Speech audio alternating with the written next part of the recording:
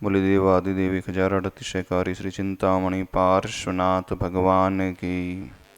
संत श्रोमणी आचार्य भगवान गुरुदेव विद्यासागर जी महाराज की। पूज्य निर्यापक मुनि पुंगव श्री सुधा सागर जी महाराज की। मुनि श्री प्रणम्य सागर जी महाराज की। बोलिए परम पूज्य मुनि श्री वीर सागर जी महाराज की जय। समस्त मुनि संघ की जय।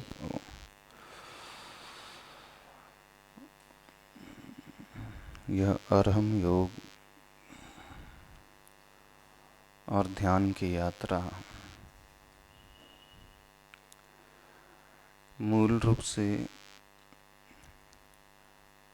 अपने अंतरंग को, परिणामों को व्यवस्थित बनाने की एक प्रक्रिया है। जब हम प्रवचन सुनते हैं उस उपदेश का भी असर पड़ता है। प्रवचन सुनने में सिर्फ वन वे कम्युनिकेशन रहता है। वक्ता बोलता है, आप लोग सुनते हैं। लेकिन ध्यान में आप सुनते ही नहीं हैं, आप करते भी हैं। एक प्रक्रिया जीवन में आप अपनाते हैं। इतने दिन हो गए सुनते सुनते, एक बात बताओ, कुछ असर भी पड़ रहा है कि नहीं पड़ रहा है? हाँ हाँ, कि सिर्फ हम बोले जाते हैं और आप लोग यहाँ से सुन करके यहाँ छोड़ करके चले जाते हो, क्या होता है? कहीं ऐसा तो नहीं आप लोगों ने थोड़ा सा टाइम पास करने का साधन बना लिया हो? हाँ, सवेरे सवेरे थोड़ा अच्छा सा लगता है, कुछ सुन लो। कई बार ऐसा प्रतीत होता है, जब व्यक्ति का आचरण नहीं बदलता है, उसका जैसा नेचर है वो उसी नेचर को लेकर के चलता है, तो विचार आने लगता है जैसे अनादिकाल से करते हुए आ रहे हैं। ऐसा नहीं है पहली बार सुना जा रहा है, सब कई बार हम सब सुन चुके, खूब सुन चुके, खूब पढ़ चुके। लेकिन इतना होने के पश्चात भी एज इट इज बने रहे हैं, जैसे थे वैसे ही बने रहे। ऐसा हमें प्रतीत होता है। यहाँ का अनुभव नहीं, सब जगह का है।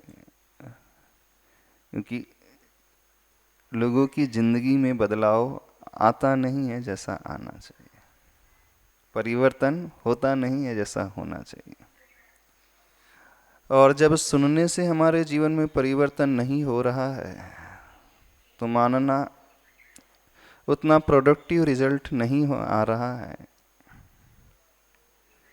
या तो हम लाइटली ले रहे हैं, अथवा हमारा इंटरेस्ट नहीं है, अथवा टाइम पास करने के लिए खाली बैठे हैं, चलो कुछ सुन लो। अथवा धर्म के उपदेश को भी व्यक्ति कर्णेंद्री का विषय बना करके छोड़ देता है। जैसे कोई मूवी के सॉन्ग्स हैं, आप सुनते हैं थोड़ी देर के लिए, हाँ अच्छा लगता है, तो माइंड फ्रेश हो जाता है। ऐसा ही तो नहीं है? बताओ, कुछ तो फर्क पड़ा? क्या फर्क पड़ गया? क्या अंतर आ गया जीवन में? जो बिजनेसमैन होता है अपनी बैलेंस शीट टैली करते रहता है, बनाता रहता है, चेक करते रहता है, कितना प्रॉफिट हो रहा है, कितना लॉस हो रहा है, उसका हिसाब मेंटेन करके रखता है। काश ऐसी प्रवृत्ति हमारे जीवन में भी आ जाए, धर्म के क्षेत्र में खासकर। बाहर तो ऐसा प्रतीत होता है हम शरीर से क्रियाएं करने लगे हैं, लेकिन अंतरंग में जो भावों का बदलाव आना चाहिए, वो नहीं आ पाता है। हमने ऐसा अनुभव किया है, ऐसा बहुत जगह देखा है। तो इसमें क्या कमी, कहाँ कमी रह जाती है, थोड़ा सा इस बात को भी समझने की कोशिश करें। क्योंकि ज़िंदगी में हमारी उन्नति तब होती है जब हम अपने बाधक कारणों को हटाते हैं, जो हमें आगे नहीं बढ़ने देते हैं। उन बातों को हम अच्छे से सोचते हैं। जो हमारे जीवन की बहुत बड़ी कमियां हैं, उस ओर ध्यान जाना बहुत ज़रूरी है। ठीक है, प्रभु के गुणों का चिंतन करना बहुत अच्छी बात है, प्रभु के भीतर इतने गुण हैं, ऐसा है। लेकिन उसके साथ साथ दूसरा चिंतन अवश्य होना चाहिए, हमारे अवगुण क्या हैं। तब जीवन बदलता है। एक तो जो महापुरुष हैं, उनके गुणों का चिंतन, उनकी क्वालिटीज के बारे में सोचना। दूसरा, साथ साथ यह भी होना चाहिए, और ये बहुत ज़रूरी है, रादर उससे भी अधिक ज़रूरी है, हमारे भीतर क्या क्या कमियां हैं। क्योंकि जब तक उसका विचार भीतर पैदा नहीं होगा, वह चिंतन भीतर नहीं पैदा होगा, तब तक ये एक सिरे से ऊपर ऊपर की बहुत सुपरफिशियल एक्टिविटी होकर के रह जाएगी। इससे ज़्यादा कुछ नहीं होता। और ऐसी ऊपरी क्रियाएं बहुत की हैं, शरीर से भी की हैं, अंतरंग से नहीं हो पाती हैं। तो उसके पीछे सबसे बड़ा कारण जो है, हम अपनी बुराइयां और अपनी कमियों का चिंतन नहीं करते हैं। उसे सोचें, हर एक के भीतर बहुत ढेर सारी कमियां हैं। कुछ नज़र आ जाती हैं, कुछ आदतों में शामिल हो जाती हैं, तो पता नहीं चल पाता कि हम कमियां कर रहे हैं। हो जाता है ना ऐसा। अब जब व्यक्ति का नेचर अथवा हैबिट बन जाती है, तो उसे स्वयं ही ज्ञात नहीं हो पाता, ये तो मेरी कमी है, इससे मेरा पतन हो रहा है। तो थोड़ा सा यह विचार अवश्य करना चाहिए सभी लोगों को। कौन सा विचार है? आत्म मंथन, इसे हिंदी में कहा जाता है। दही का जब मंथन किया जाता है तो उसमें से मक्खन निकल के आता है, मथा जाता, मंथन मतलब मथा जाता है दही को, तो उसमें से नवनीत मक्खन प्रकट होता है। ऐसे स्वयं को जब मथा जाएगा, मथने का अर्थ मथानी से कैसे मथा जाता है, बार बार उसे मिक्सचर के माध्यम से घुमाया जाता है, तब उसमें से कुछ सारभूत वस्तु निकल करके आती है। ऐसे ही जीवन को अच्छे बनाने के लिए एक मथानी का प्रयोग अपने भीतर अवश्य करना चाहिए। स्वयं हम मथने वाले हैं, मथानी भी हमारी स्वयं की ही है। और जब ऐसी मथानी होगी तो उसमें से जो निकल कर के आएगी क्रीम, वो बहुत अच्छी होगी। बिना मथे कभी भी क्रीम नहीं आती, इस बात को समझ लें। चाहे आप वो लकड़ी की मथानी से मथते हैं, चाहे हैंड मिक्सर हो, चाहे वो मशीन मिक्सर हो, कुछ भी क्यों ना हो, चाहे वो सेपरेटर हो, दूध में से क्रीम निकाल ली जाती है डायरेक्ट, तो उसमें भी प्रक्रिया यही अपनाई जाती है। तो जो क्रीम होती है वो बहुत वैल्यूएबल होती है, कीमती होती है। मक्खन की कीमत दूध से कई गुना ज़्यादा होती है, ऐसी है ना। ऐसे ही हमारा जीवन है। हमारे जीवन की क्रीम कब निकल करके आएगी? बिना मथे कभी संभव नहीं है। और प्रॉब्लम ये है, जिंदगी में कोई अपने आप को मथते ही नहीं है। मथने का अर्थ अपने विचारों को समझें, पकड़ें, उसे घुमाएं, आगे पीछे देखें, ऊपर नीचे देखें, अपनी एक्टिविटी को समझने की कोशिश करें, अपने वचनों को पकड़ने की कोशिश करें। समझ रहे हो कि नहीं? हमारी बात समझ में तो आ जाती, नहीं आती है? कठिन तो नहीं लगती है? कितने लोग अपने आप को मथते हैं, अपना मंथन, आत्म मंथन करते हैं? कभी किया अपना मंथन? आप प्रवचन सुन लोगे, शास्त्र पढ़ लोगे, लेकिन मंथन कभी नहीं करते। और सबका उद्देश्य, चाहे शास्त्र स्वाध्याय करना हो, चाहे गुरु के प्रवचन सुनना हो, अथवा चाहे वो ध्यान करना हो, इन सभी का रिजल्ट एक ही होना चाहिए, आत्म मंथन। और जब आत्म मंथन होगा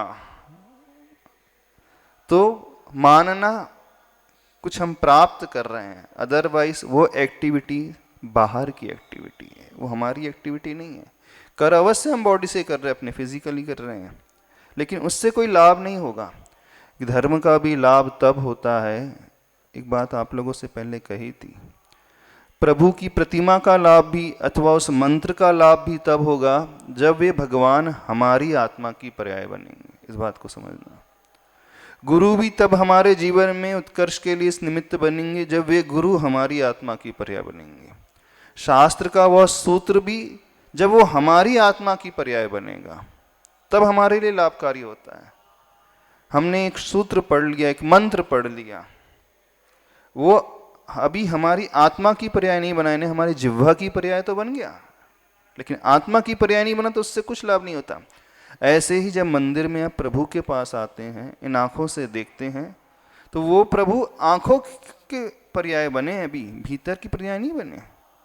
समझना, दर्शन करता है व्यक्ति इन आंखों से, तो आंखों से देख लिया प्रभु की छवि को, बस, इससे ज्यादा कुछ नहीं हुआ, तो वो जड़ की पर्याय, क्योंकि हमारी आंख भी जड़ है, पुद्गल है।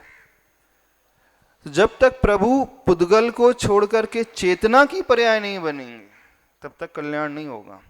ऐसे ही शास्त्र की वह गाथा अथवा शास्त्र का वह सूत्र अथवा वह मंत्र,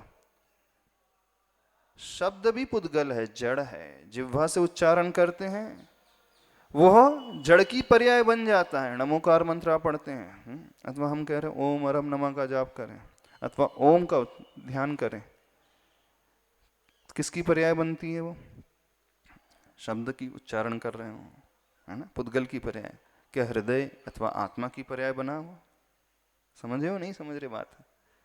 तो कोई क्रिया कोई भी हो, चाहे देव, शास्त्र अथवा गुरु, वे तब हमारे लिए कल्याणकारी होते हैं जब हम उन्हें अपनी हृदय की पर्याय बनाते हैं। इस कारण आचार्य भगवान कहते हैं, तव पादौ मम हृदये, मम हृदयम तव पदद्वये लीनम, तिष्ठतु जिनेन्द्र तावत यावत निर्वाण न संप्राप्ति।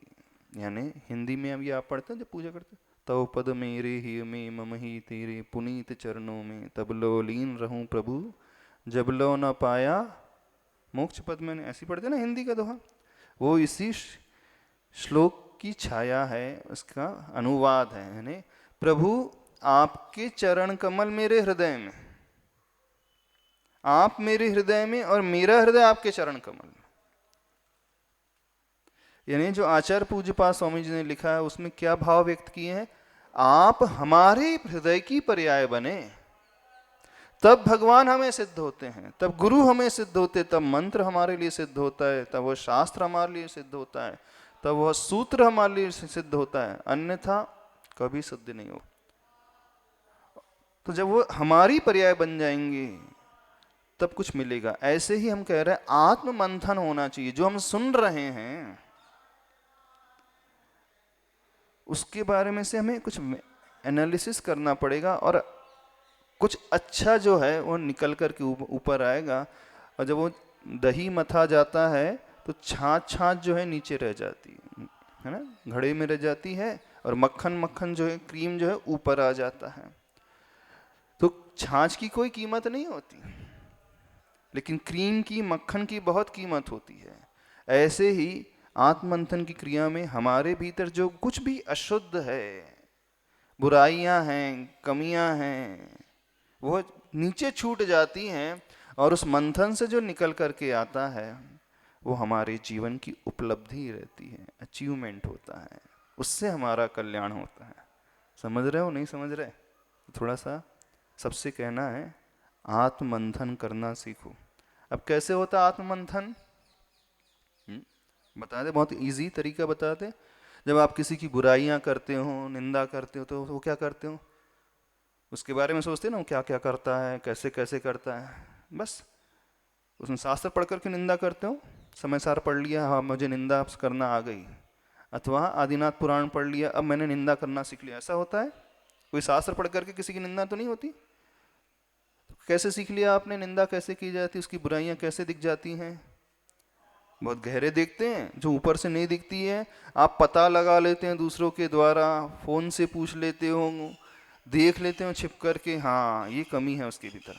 तो जैसे दूसरों की बुराइयां खोज लेता है व्यक्ति, बस वही तरीका अपने लिए अपनाना है। वेरी सिंपल है ना। कभी अपने आप को भी पर बन करके देखना है ना।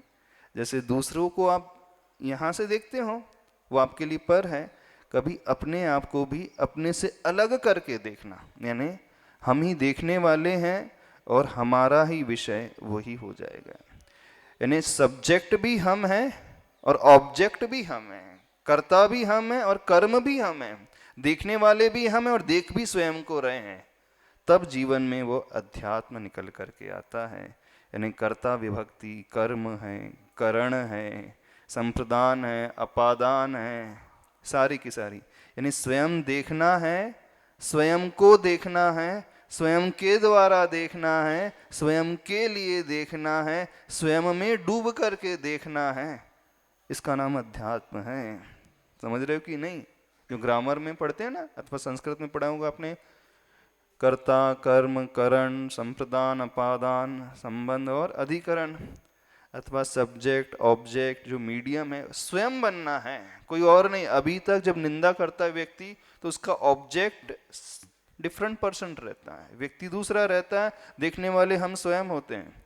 लेकिन जो आत्ममंथन की क्रिया होती है उसमें ऑब्जेक्ट भी हम स्वयं हैं और सब्जेक्ट भी हम हैं, कर्ता भी हम हैं, करण भी हम हैं और कर्म भी हम हैं। तो इससे जो निकल करके आएगी क्रीम, वो बहुत गजब की रहेगी। यानी जो जीवन में प्राप्त करोगे वो बहुत ही अच्छा प्राप्त करोगे। समझ रहे हो कि नहीं? तो कैसे संभव होगा? जब प्रभु, वो शास्त्र, वो गुरु, वो सूत्र, वो गाथा हमारे हृदय की पर्याय बने। किसी को कुछ पल्ले नहीं पड़ रहा ऐसा लग रहा है। क्यों? क्योंकि सब बाहर बाहर ही घूमते रहते हैं, बाहर ही देखते रहते हैं, सब बाहर का विषय बनाते हैं, अंतरंग का विषय कोई नहीं बनाता। चलो महाराज हाँ। दृष्टि समाधान की ओर। महाराज श्री आयुषी जैन दिल्ली से चरणों में बारंबार नमोस्तु करते हुए उनकी शंका है महाराज जी, दाम्पत्य जीवन में सुखी जीवन कैसे व्यतीत करें, कृपया मार्गदर्शन। सुखी जीवन कैसे व्यतीत करें? अब जिन्होंने गृहस्थी बसा ली है, मैरिज कर ली है, वैसे सुखी जीवन का सबसे अच्छा तरीका है गृहस्थी बसाई ना जाए, है ना। क्योंकि जहाँ दो आएंगे वहाँ लड़ाई होगी, है ना।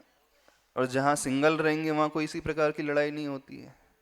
तो पहला तो आइडियल वे यह है कि दो हो ही ना, लेकिन सबके साथ संभव नहीं हो सकता कि वो इंडिविजुअल अकेला ही रहे।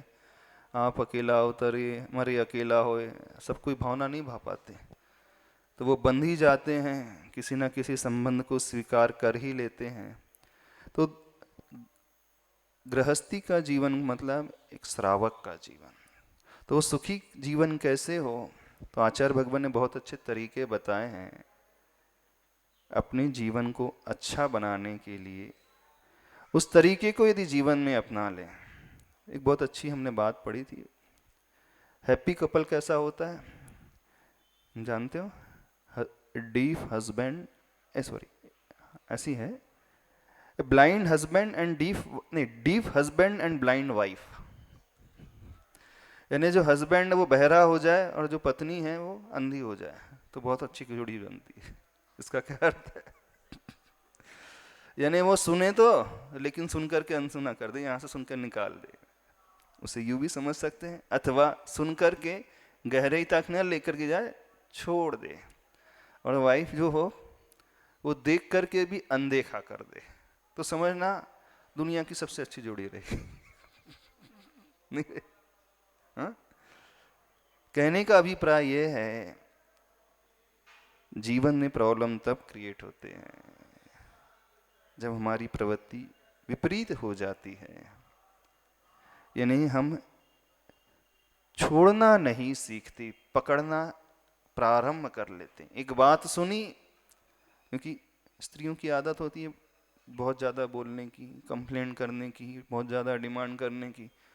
तो बोले ये हस्बैंड कैसा होना चाहिए? डीप होना, बहरा हो जाए, सुने और सुन करके भी नहीं सुनने की भांति हो जाए, थोड़ा अपनी ड्यूटी परफॉर्म करे। इसका अर्थ ये नहीं कि ड्यूटी से ऊपर उठ जाए। और वाइफ कैसे हो? वाइफ देख करके बहुत सारी चीज़ें जो अनदेखा करने लगे, तो उससे लाइफ में सामंजस्य आता है। सामंजस्य अर्थात कषाय नहीं भड़केंगी, जीवन बहुत अच्छा बनेगा, आपस में ट्यूनिंग जो है बहुत अच्छी रहेगी। चाहे वो हस्बैंड वाइफ की हो, अथवा दो मित्र की हो, अथवा कोई दो पार्टनर हो। जब हम एक दूसरे को सुनने की आदत डालेंगे, समझने की आदत डालेंगे, तभी जिंदगी अच्छी बनती है। जैसे हम एक्सपेक्ट करते हैं कि सामने वाला हमारे लिए 100% डिवोटी होना चाहिए, ये करना चाहिए, ये देना चाहिए, तो किसी से कुछ अपेक्षा रखने के पहले उसकी कुछ अपेक्षाओं को फुलफिल करना सीखें, फिर देखना जीवन में बहुत आनंद होगा। ये सूत्र हर फील्ड में है। यदि हम किसी से कुछ चाह रहे हैं तो पहले देना सीखें, लेने के पूर्व पहले बांटना सीखें। और जो व्यक्ति पहले देना सीख लेता है उसके जीवन में बहुत अच्छा हो जाता है। तो हम इस प्रकार का जीवन बनाएं कि सामने वाले की एक्सपेक्टेशन को, वो जो चाह रहा है कुछ तो करे, फिर आप बिना कहे अपनी बहुत सारी बातें अपने आप मनवा सकते हो। तरीका बिल्कुल यही है। जब हम लोगों की दीक्षा हुई थी, आचार्य भगवान ने हम लोगों को एक बहुत सुंदर सूत्र दिया था, आप लोगों को बताते हैं। बोले यदि मोक्ष मार्ग में अपना कल्याण करना चाहते हो तो बोले आज का दीक्षित शिष्य भी 100 वर्ष पुराने गुरु को अपने वश में कर सकता है। बोले कैसे? यदि वह शिष्य अपने गुरु की मन से, वचन से, काय से खूब अच्छे से भीतर से विनय करना सीख जाए तो गुरु भी उसके वश में हो जाएंगे। यदि गुरु को वश करना है ना, कौन गुरु? जो बहुत चिर दीक्षित हैं, बहुत बड़े हैं, बहुत अध्यात्मनिष्ठ हैं, सिद्धांत विज्ञ हैं, बहुत अच्छी चर्या वाले हैं, और वह शिष्य आज ही हुआ है, आज ही दीक्षा हुई है, एक छोटा सा है जो ज़्यादा कुछ नहीं जानता, पढ़ा लिखा नहीं, उसके पास ज़्यादा ज्ञान नहीं है, ऐसा शिष्य भी अपने गुरु को अपने वश में कर सकता है, बस विनय के द्वारा। तो जिंदगी में यदि हम किसी को वश में करना चाहते हैं, वशीकरण मंत्र दे रहे हैं आपको, ऐसा ना? वशीकरण मंत्र जानते हो क्या है? वो होता है सामने वाला आपके वश में हो जाएगा, आप जो चाहोगे वो करेगा, बिल्कुल आपकी जो इच्छा होगी वो सब कुछ करने को तैयार हो जाएगा। तो कौन सी जाप करना है? विनय की जाप। 108 वाली जाप नहीं करना, यानी भीतर से वो डिवोशन हो जाए उसके प्रति। तो बस हम इतना समर्पित होकर के उसके लिए करने लगे तो वो आपके लिए सब कुछ करने को तैयार हो सकता है, अपने से बढ़कर वो आपको देने के लिए तैयार हो जाएगा। यानी गुरु भी उस शिष्य के वशीभूत हो जाते हैं। तो जीवन में सामंजस्य बैठाना चाहते हो, जिंदगी को अच्छी बनाना चाहते हो, तो वो जो चाहता है उसकी अपेक्षाओं को पहले फुलफिल करें, फिर अपने आप आपको सब कुछ मिल जाएगा जो आप चाहते। महाराज जी, अर्चना जैन, सूरजमल बिहार, दिल्ली से। चरणों में बारंबार नमोस्तु करते हुए उनकी शंका है महाराज जी, हमें अपने बच्चों के भविष्य को लेकर जब मन में कोई चिंता उत्पन्न होती है तो किसी जैन पंडित या हम कुंडली दिखाते हैं, यदि वह कहते हैं कि नीलम पन्ना मूगा धारण करो तो वह हमें धारण करना चाहिए या नहीं, उसमें कोई दोष तो नहीं? कृपया मार्गदर्शन। वो ज्योतिषाचार्य जो होते हैं ना, कुंडली देख करके, हाथ देख करके भिन्न भिन्न स्टोन सजेस्ट करते हैं। पहले लॉजिक समझने की कोशिश करो, करना नहीं करना ये आपके ऊपर आधारित है। जब व्यक्ति बीमार होता है तो डॉक्टर के पास जाता है, डॉक्टर उसे डायग्नोस करके कुछ मेडिसिन देता है, दवाई देता है, उस दवाई को खा करके उसकी डिजीज जो है ठीक हो जाती है। तो बीमारी को ठीक करने का एक उपाय होता है दवाई खाना। एक ऐसे ही दूसरा तरीका होता है, जो सही जानकार होता है वो आपकी हस्तरेखा को देख करके, अथवा कुंडली को पढ़ करके कह देता है कि इस ग्रह नक्षत्र इस प्रकार के बैठे हुए हैं, इससे ऐसा कुछ हो सकता है। तो जो एनर्जी आपकी वीक हो रही है, उस एनर्जी को वह थोड़ा सा बढ़ाने के लिए कुछ सजेशन देता है, उपाय बताता है। तो वह सजेशन, कोई स्टोन है तो उस स्टोन से पर्टिकुलर रेज निकलती हैं, वो एनर्जी को थोड़ा सा इंक्रीज करती हैं। यदि सही जानकार है तो वो हेल्पफुल हो भी सकती हैं, लेकिन होगी तब जब व्यक्ति अच्छे विचारों से भरा हुआ होगा, अच्छी सोच वाला होगा। वो सपोर्टिंग रोल अदा कर सकती हैं एक लिमिटेड एक्सटेंट तक, इससे ज़्यादा कुछ नहीं हो सकता। बहुत ज़्यादा नहीं कि वो वही सब कुछ करेंगी। दवाइयाँ तब लगती हैं जब उसके भीतर कैपेबिलिटी हो। अब शुगर 500 है, ब्लड प्रेशर बहुत बड़ा हुआ है, डॉक्टर भी ऑपरेशन नहीं कर पाएगा। तो ऑपरेशन करने के लिए उसकी क्षमता तो होना चाहिए। ऐसे ही हमारी धारणा इस प्रकार की हो तो ये थोड़ा सा सपोर्टिंग रोल अदा करती हैं, कुछ कर भी सकती हैं, मना नहीं है, इसमें मिथ्यात्व नहीं आता, लेकिन होना ये चाहिए। ये जो इंडिकेशन हो रहा है किसी वस्तु के माध्यम से, किसी प्रक्रिया के माध्यम से, तो उसमें सबसे बड़ा कारण होता है हमारे असाता वेदनी अशुभ कर्म का उदय। अब बीमारी क्या पकड़ में आई कि इस व्यक्ति के पाप कर्म का उदय है। देखा, डॉक्टर क्या पकड़ता है, बीपी ठीक नहीं है, नब्ज ठीक नहीं चल रही है, वात पित्त कफ ठीक नहीं है, तो उसको बैलेंस बनाने के लिए दवाई दे देता है। अब गुरु के पास आएंगे तो गुरु क्या कहेंगे, अब आपकी बीमारी कौन सी है, आपके असाता वेदनी कर्म का उदय है, अशुभ कर्म का उदय है, पाप कर्म का उदय है। अब उसको बैलेंस करने के लिए सबसे अच्छा तरीका, सबसे अच्छा पावरफुल तरीका जो है, जिंदगी में साता वेदनी कर्म आते जाए। तो साता वेदनी कर्म को बढ़ाने के लिए, पुण्य कर्म को बढ़ाने के लिए इंटरनल जो माध्यम है उस प्रभु की भक्ति है, प्रभु की पूजा है, वो दान है, वो गुरु की सेवा। इससे व्यक्ति का पुण्य कर्म बढ़ता है और वह पुण्य कर्म उस असाता जो अशुभ कर्म था उसको डोमिनेट कर लेता है, दबाने लगता है। समझो उसके अंदर प्रक्रिया क्या घटित होती है। तो इधर उधर के चक्कर में पड़ने की बजाय सबसे अच्छा तरीका है उस इंटरनल जो कारण है उसको हम पकड़ने की कोशिश करें, उसको हम बदलने की कोशिश करें, तो इससे भी बहुत कुछ हो जाता है। तो मेन जो सपोर्टिंग डिजीज के लिए, सपोर्टिंग मेडिसिन होती है उस डिजीज के लिए, प्रभु की भक्ति अच्छा कार्य। प्लस वो भी सपोर्टिंग हो सकता है, पटस्टोन आदि उसके लिए निषेध नहीं किया जा रहा है, पर वह सामने वाला व्यक्ति जानकार हो।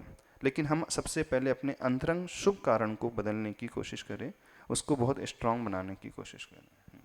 महाराज श्री सपना जैन सहारनपुर से चरणों में बारंबार नमोस्तु करते हुए, उनकी शंका है महाराज जी, मैं अपनी फैमिली को बैलेंस करते हुए अपनी लाइफ समय कैसे निकालूं, कृपया मार्गदर्शन करें।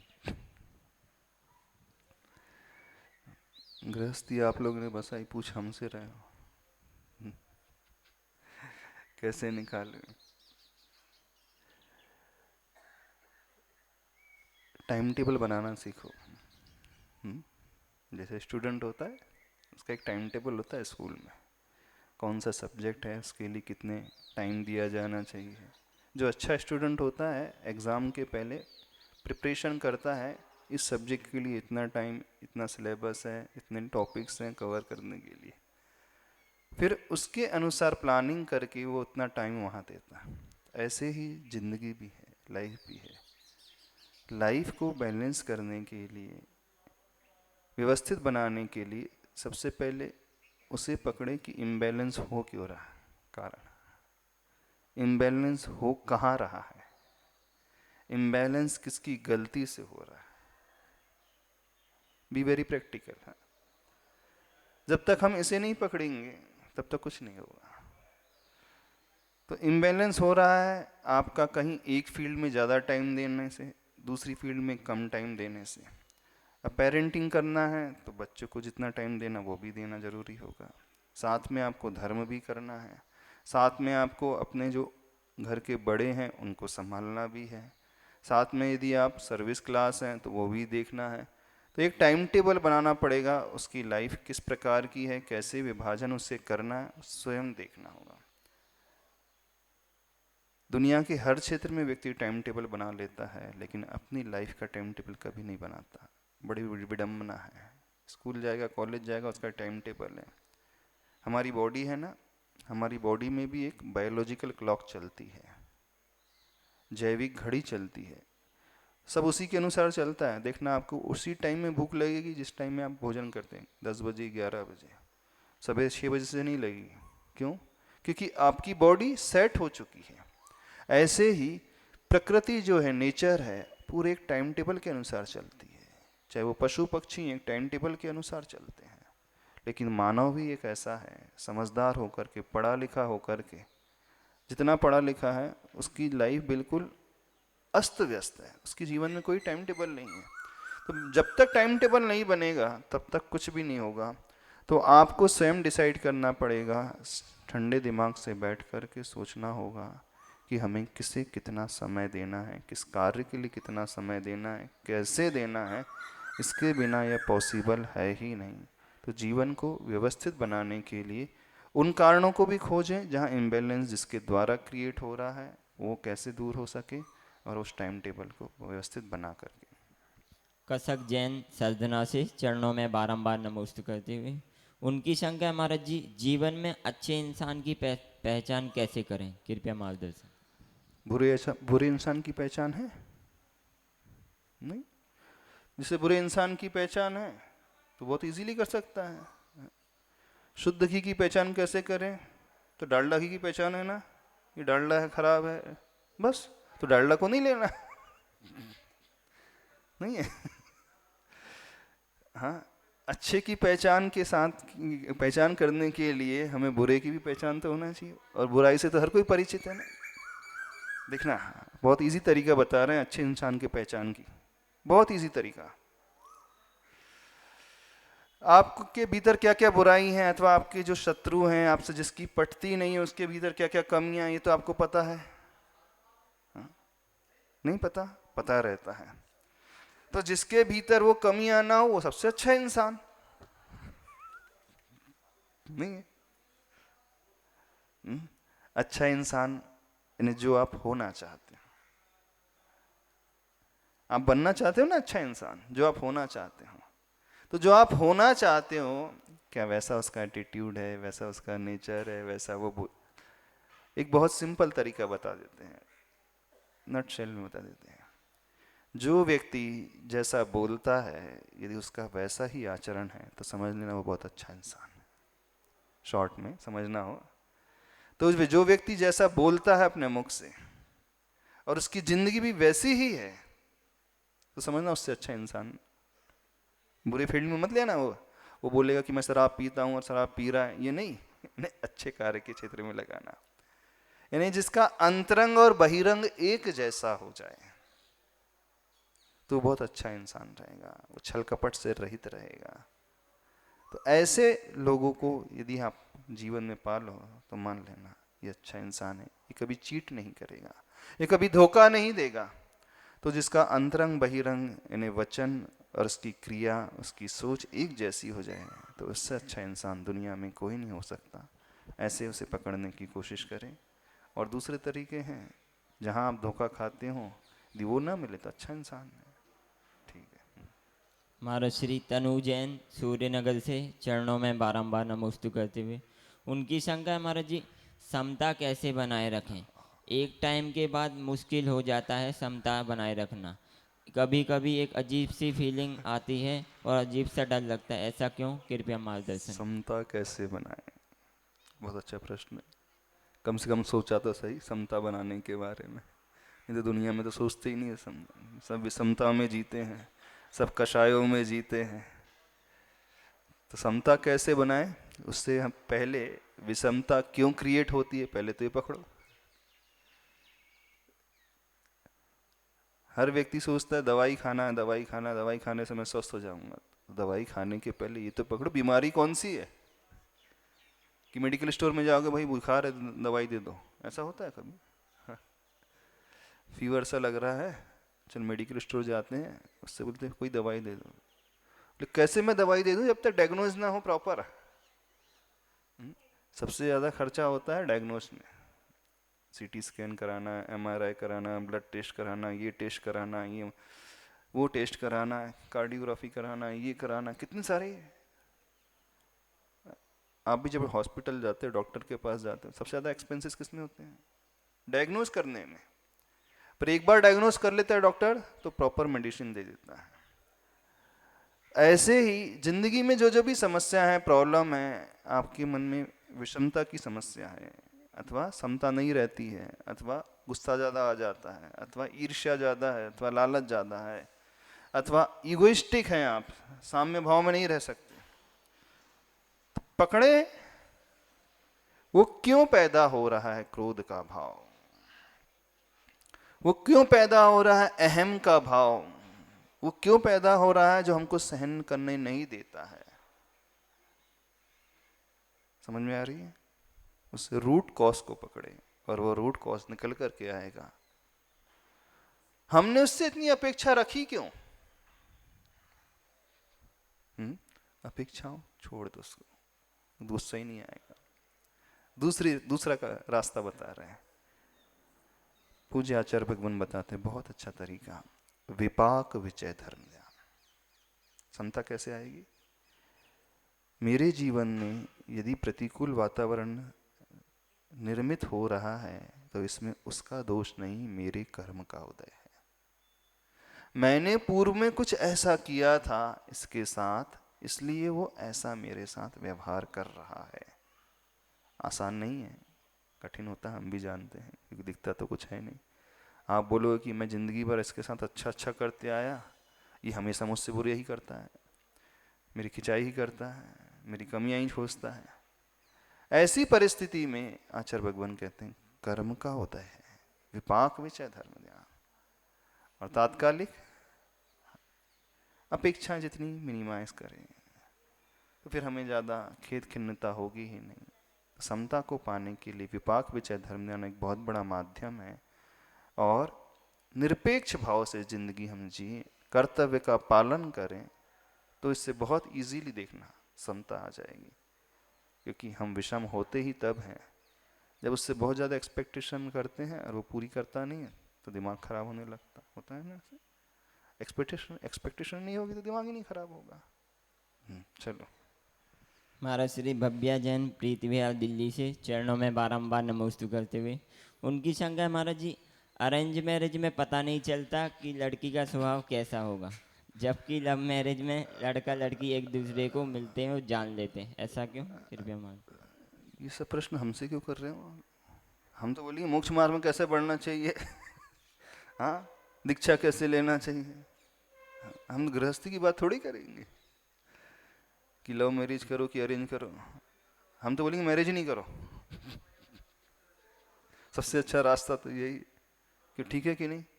अब महाराज जी से पूछोगे कि कैसा है, वहाँ कोई आके पूछ लेंगे महाराज जी मैं लव मैरिज करूँ कि अरेंज मैरिज करूँ, तो हम क्या उत्तर दें? आप बताओ हमें क्या उत्तर देना चाहिए? कौन सा उत्तर देना चाहिए? हम बोलेंगे हाँ पीछे ले लो ये उत्तर मिलेगा। क्यों? यदि ये अच्छा होता तो हम नहीं कर लेते फिर भी अब थोड़ा सा झांक करके देखना उन लोगों की जिंदगी, उनसे थोड़ा सा अनुभव ले लेना। लव मैरिज ज़्यादा सक्सेसफुल रहती है कि अरेंज मैरिज ज़्यादा सक्सेसफुल रहती है? हमने ऐसे बहुत सारे केसेस देखे अपने लाइफ में। शुरुआत में तो चंद्रमुखी होती है, फिर बाद में सूर्यमुखी हो जाती, फिर ज्वालामुखी हो जाती, फिर डाइवोर्स हो जाता है ना? ऐसी होता जितने भी लव मैरिज, मैक्सिमम, सबके लिए नहीं कह रहे हैं, बहुत सारे केसेस डाइवोर्स में जाकर के एंड हो जाते हैं। क्योंकि जब लव मैरिज होती है उस समय व्यक्ति को कुछ दिखता नहीं है, उसका दिमाग नहीं चलता, वो तो भावों में बहते रहता है, उसको कुछ नहीं दिखता। दिखता है कुछ, बस चंद्रमा दिखता है, चंद्रमा की भांति दिखता है, इसके अलावा कोई कुछ है ही नहीं, उसको और कुछ नहीं दिखता। लेकिन जैसी रियल लाइफ स्टार्ट होती है तब समझ में आता है कि हमने भावुकता भरा कदम उठा लिया, अब आप प्रश्न करोगे तो अरेंज मैरिज में हम कुछ ABCD नहीं पता रहता है। लव मैरिज में एक्सपेक्टेशन बहुत ज़्यादा रहती है। देखो मैंने घर बार छोड़ा है इसके लिए है, अब ये मेरे लिए तारे तोड़ करके ला देगा, नहीं तो चांद तार करके ला देगा। अरे इसने तो कुछ लाया नहीं, दिमाग खराब हो जाता है, सब टूट जाता है।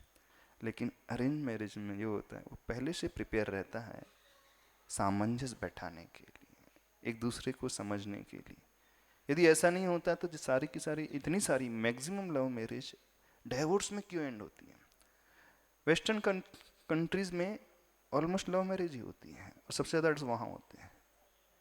यदि लोगों ने आपस में समझ लिया होता आपस में एक दूसरे को, तो जिनकी ज़िंदगी सबसे अच्छी होना चाहिए था, पर रिजल्ट कुछ और ही दिख रहा है।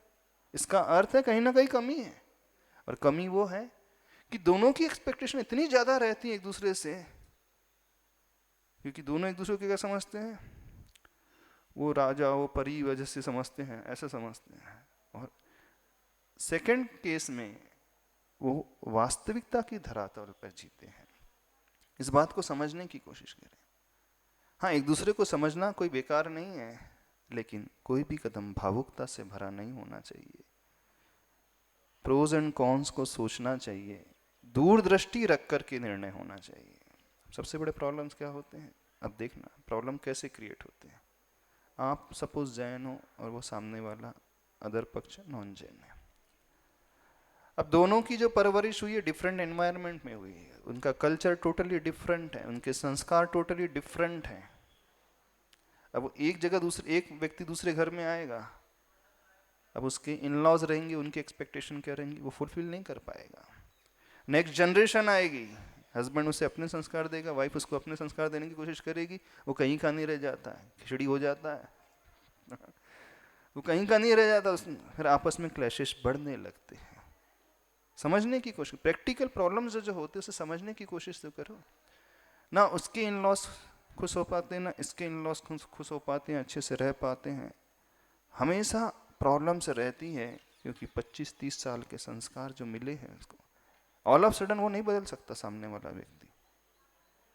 तो इस बात को समझें, तो नीति जो कहती है जहां एक जैसे संस्कार मिले हुए हैं उस जगह यदि आप अच्छे से रहोगे तो जीवन सुखमय होगा, अदरवाइज बहुत ज़्यादा प्रॉब्लम्स आएंगे ही आएंगे। इस कारण हमने तो जो फेस किया देखा है, बहुत सारे ऐसे केसेस हम लोगों के पास आते हैं जो बोले महाराज जी 2 साल में तलाक हो गया है, 1 साल में तलाक हो गया है। हमने हुआ क्यों, नहीं वो थी तो लव मैरिज, लेकिन अब क्या करें, ऐसा हो गया वैसा हो गया। इस बात को और हिस्ट्री उठा करके देखें ना, आपके पिताजी की भी लव मैरिज थी, दादाजी की भी लव मैरिज थी, नहीं मोस्टली नहीं होगी, 99% नहीं होगी, 1-8% एक्सेप्शन है, वो अलग है। फिर भी उनकी ज़िंदगी कितनी अच्छी चल रही है। क्यों अच्छी चलती है, क्योंकि वो दोनों नेचर बना करके चलते हैं, कॉम्प्रोमाइज़ करके चलते हैं, एक दूसरे को समझ करके चलते हैं। लेकिन इस केस में दोनों इंडिपेंडेंट रहते हैं और दोनों वर्किंग एनवायरनमेंट में हो, तो फिर कहना ही क्या। हाउस वाइफ नहीं है और वो वर्किंग वूमेन है, तो फिर कहना ही क्या, फिर तो झुकेगी थोड़ी, मैं कमज़ोर थोड़ी हूँ, तो तुमसे ज़्यादा अर्न मैं करती हूँ, है ना तुमसे ज़्यादा अर्न मैं करती हूँ तो मैं क्यों झुकूँ भाई, जो करना करो, क्या होगा ठीक है, क्या होगा ठीक है, 4 साल 2 साल बाद फिर कोई नया पार्टनर आ जाएगा। फिर ये चलते रहता है, क्योंकि वो झुकना ही नहीं जानते हैं। और मैं क्यों झुकूँ, मैं क्यों स्वीकारूँ, जब मैं उस स्टैंडर्ड को लेकर के बैठा हूँ अथवा बैठी हूँ, तो यहाँ बहुत ज़्यादा ईगो लोगों का आ जाता है। ऐसा नहीं है कि जो वर्किंग पार्टनर है तभी वैसा होता है, कई जगह हाउस वाइफ में भी हो जाता है, पर जब भी प्रॉब्लम होंगे अपने ईगो को लेकर के होंगे। तो ईगो क्रिएट ही क्यों होता है, तो इस फील्ड में बहुत ज़्यादा एक्सपेक्टेशन रहती है, इस कारण ऐसा हो जाता है। ठीक है, चलो ध्यान भी करना। हाँ क्वेश्चन है, हाँ जल्दी करो।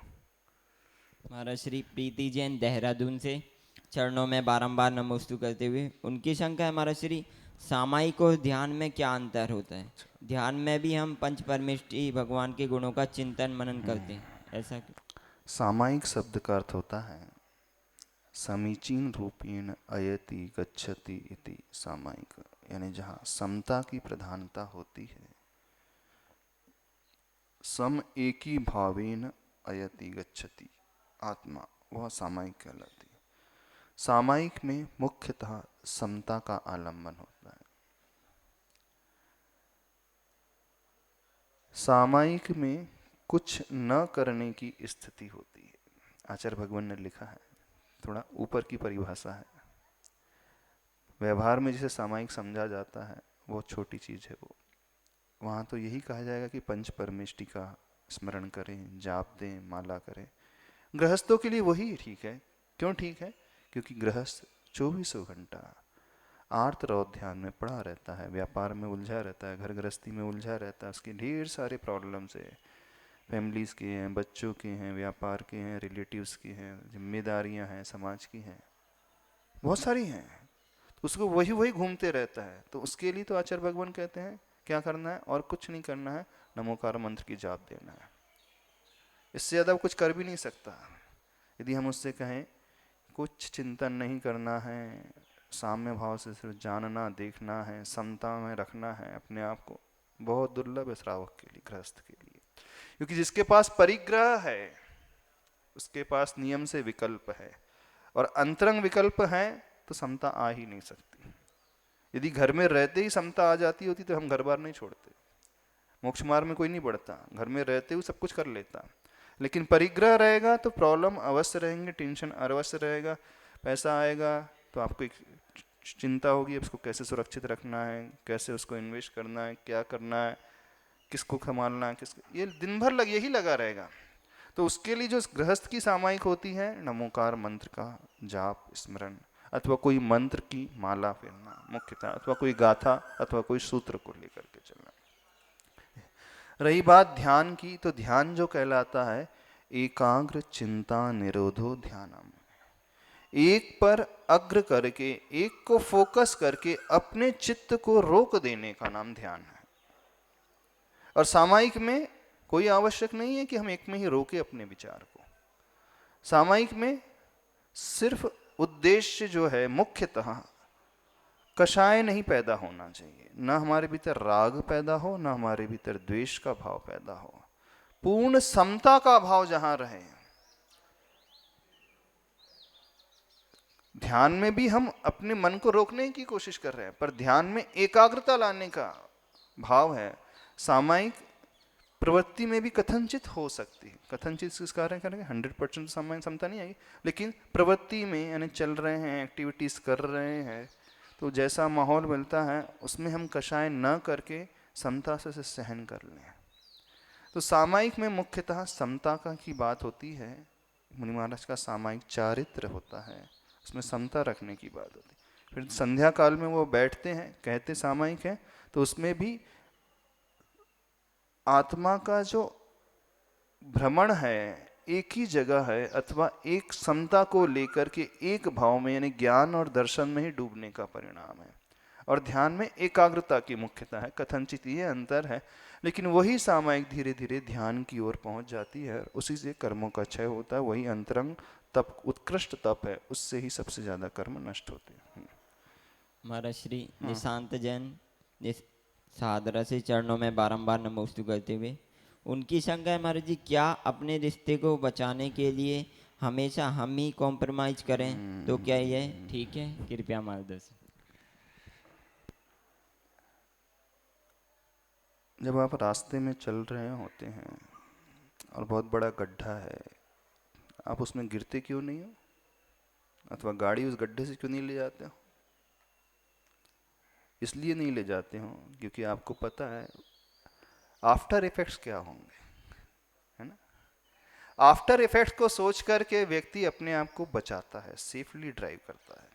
यदि उस गड्ढे से ले जाएंगे तो प्रोबेबिलिटी रहेगी एक्सीडेंट होने की, गड्ढे से जाएंगे तो चोट लगने की संभावना बनी रहेगी, कुछ खोने की संभावना बनी रहती है, दुख प्राप्ति की संभावना बनी रहती है। इस कारण वो सेफली ड्राइव करता है, अच्छे से देखभाल करके चलता है। लाइफ में भी ऐसा ही है। आप कह रहे कि हम कब तक कॉम्प्रोमाइज करें, तो कब तक करना है, उसका आफ्टर इफेक्ट सोच लो। यदि आप कॉम्प्रोमाइज नहीं करोगे तो क्या होगा? यदि आपको लग रहा कुछ नहीं होगा तो फिर मत करो कॉम्प्रोमाइज, बढ़िया जिंदगी रहेगी तो मत करो। और आपको लगता है कि नहीं, यदि मैंने कॉम्प्रोमाइज़ नहीं किया तो मुझे बहुत कुछ खोना पड़ेगा, तो कॉम्प्रोमाइज़ करना चाहिए, फिर सामंजस्य बैठाना चाहिए। कोई भी कदम हमारा, कोई भी निर्णय हमारा किस पर डिपेंड करेगा? आफ्टर इफेक्ट को सोच करके डिपेंड करेगा, उसके बारे में चिंतन करके। यदि मैं ऐसा कदम उठाऊंगा तो इस कदम उठाने से क्या क्या मेरे लिए लाभकारी होगा और क्या क्या मेरे लिए हानिकारी होगा। बोलने के पहले, कदम उठाने के पहले जो समझदार व्यक्ति होता है सोचता है कि इसका रिजल्ट क्या आएगा, परिणाम क्या आएगा। आप जो सोचता ही नहीं तो उसके लिए कुछ नहीं कह सकते। आपको लगता है कि ज़्यादा प्रॉब्लम, ज़्यादा चोट नहीं आएंगी तो गिर जाओगे गड्ढे में, कोई परेशानी नहीं, हाथ पैर छिलेंगे ही, हड्डी नहीं टूटेगी, तो इतना सहन कर सकते हो तो कोई परिवार से गिर जाना है, गड्ढे में गाड़ी लेकर के चले जाना। और लगता है कि नहीं अब एक्सीडेंट होने की संभावना है, कमर की हड्डी भी टूट सकती है, बेड रेस्ट हो सकता है, बहुत सारी प्रॉब्लम हो सकती है, तो अपने आप को बचाना, ज़िंदगी को भी इस एंगल से लेकर के चलने की कोशिश करना। यदि आपको लगता है हम कॉम्प्रोमाइज़ नहीं करेंगे तो क्या होगा, ज़्यादा से ज़्यादा डाइवोर्स होगा ऐसा तो डाइवोर्स करने के पश्चात आप ज़िंदगी में सुखमय रह सकते हो क्या?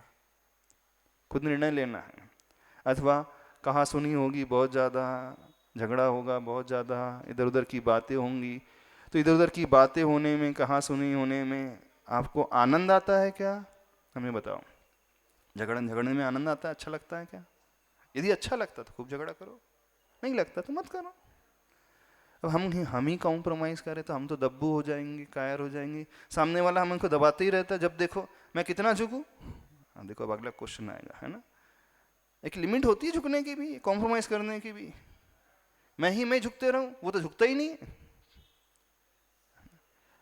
अब जो झुक नहीं रहा है, चिल्लाते ही रहता है, कशाय ही करते रहता है, गुस्सा ही करते रहता है, और आप शांति से सहते हो, अब तब बताना जो गुस्सा कर रहा है वो आनंद में रहता है कि जो समता में शांति से सहन करता है उसे आनंद में, वो आनंद में रहता है?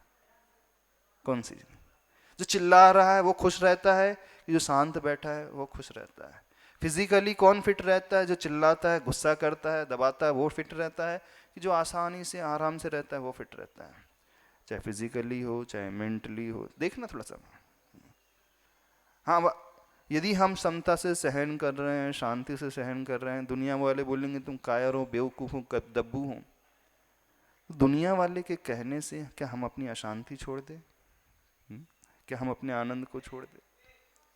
समझने की कोशिश करो। निर्णय आपको लेना है कि आपकी कॉम्प्रोमाइज़ करने और नहीं करने से कितना आप पाओगे, कितना खोओगे। करोगे तो क्या क्या खोओगे, और नहीं करोगे तो क्या क्या खोओगे। कॉम्प्रोमाइज़ करने पर क्या क्या प्राप्त करोगे, और नहीं करोगे तो क्या क्या प्राप्त होगा। तो दोनों ही कंडीशन में, दोनों ही सिचुएशन में एनालाइज करो, फिर जो आपको अच्छा लगता है वो करो। फ्री हैं आप, क्योंकि हर एक व्यक्ति स्वतंत्र है। ठीक है। क्या करना? 7 बज गए, अब आपका करना तो समय हो गया छोड़ने का। चलो एक माला फिर लेते हैं। बहुत अच्छा तरीका बता देते हैं। जो स्ट्रेस बढ़ जाता है ना, टेंशन आने लगता है, दिमाग खराब होने लगता है, उसको शांत करने का तरीका है। 10 मिनट की एक्सरसाइज है। आचार्य सुखचंद स्वामी महाराज जी ने ज्ञानानंद ग्रंथ में बहुत अच्छी चीज़ बताई है। उन्होंने ध्यान के 10 स्थान बताए हैं। 1, 2, दोनों आंखें तीसरा, कान चौथा, नाक का टिप 5वां, मुख 6वां, अंदर का तालु 7वां, कंठ 8वां, हृदय 9वां, नाभि 10वां। इन 10 स्थानों में और कुछ नहीं करना है। एक एक डीप ब्रीदिंग लेकर के एक बीजाक्षर का सिर्फ उच्चारण करते हुए ध्यान करना। इससे देखना बहुत ज़्यादा रिलैक्सेशन फील करोगे, बहुत ज़्यादा रिलैक्स होगा। एक छोटा सा बीजाक्षर, चलो ओम बीजाक्षर ही समझ, बहुत ईजी है। और कुछ नहीं करना, ओम बीजाक्षर को इन 10 स्थानों में केंद्रित करने की कोशिश करना। और 5 मिनट में आप देखोगे, फील करोगे कितना रिलैक्स आपको फील होगा, बहुत हल्के आप हो जाओगे। तनाव था, कषाय भड़क रही थी, गुस्सा आ रहा था, अथवा चिंता हो रही थी, अथवा डर लग रहा था, अथवा ये सोच रहे थे क्या होगा क्या होगा, कैसे होगा कैसे होगा, थोड़ी देर के लिए सब कुछ भूल करके एक डीप ब्रीदिंग करना, गहरी सांस लेना, और उसकी ध्वनि उत्पन्न करना, लेकिन इन 10 स्थानों में केंद्रित करते हुए, है ना। सिर्फ यही करेंगे आज, और कुछ नहीं, ज़्यादा समय नहीं है। चलो गहरी सांस लो। कौन से 10 स्थान हो गए? एक सिर का ब्रह्मरंध्र, दूसरा हमारा ज्ञान केंद्र, तीसरे दोनों आंखें, चौथे दोनों कान, पांचवा नाक का टिप, छठवा हमारे लिप्स के बीच में मुख, सातवां हमारा तालू। तालू जानते हो? जॉ जिसे जबड़ा किसे कहते हैं, जो अपन बोलने के लिए हमारी टंग जहाँ टच करती है। शक्कर का श बोलो तो हमारी टंग कहाँ टच करती है? ऊपर ना, जीभ जो है ऊपर जो जॉ में वो कहलाता है तालु, श। कंठ, हृदय और नाभि क्षेत्र, ऐसा। गहरी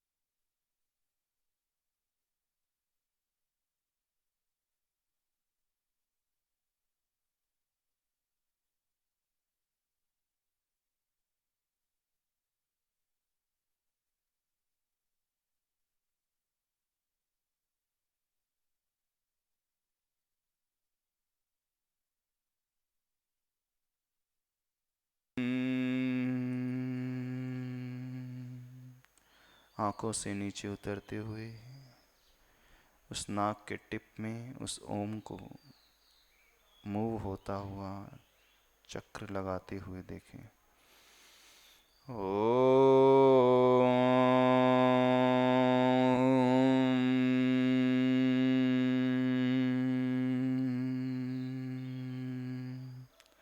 डीप ब्रीदिंग करके, गहरी सांस लेकर के नाक से स्पर्श होते हुए उस ओम को देखें।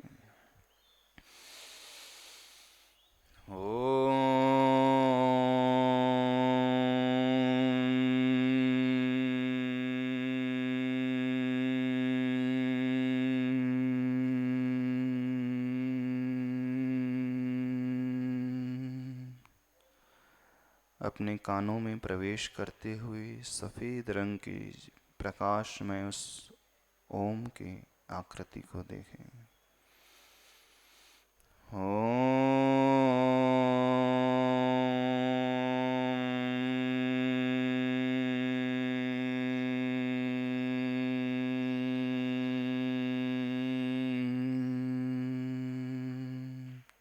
इस रेजोनेंस साउंड को अपने कानों से सुने, इस प्रतिध्वनि को अपने कानों से सुनने की कोशिश करें।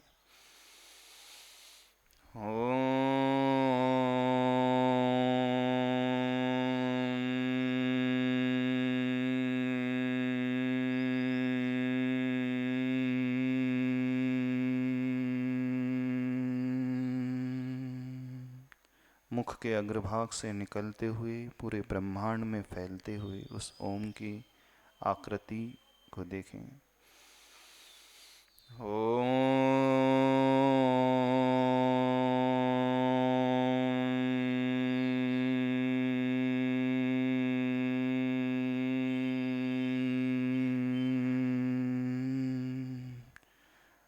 बहान्ति ओम अरहं परम शांति। ओम अरहं परम शांति। दोनों हथेलियों को रगड़कर इस पूरी ऊर्जा को अपने शरीर से स्पर्शित करते हुए एक्सेस एनर्जी को संसार के कल्याण के लिए संप्रेषित करें। बोले पंच परमेष्टि भगवान की। जय आचार्य गुरुवर श्री विद्यासागर जी महाराज महाराज की। की जय। बोले परम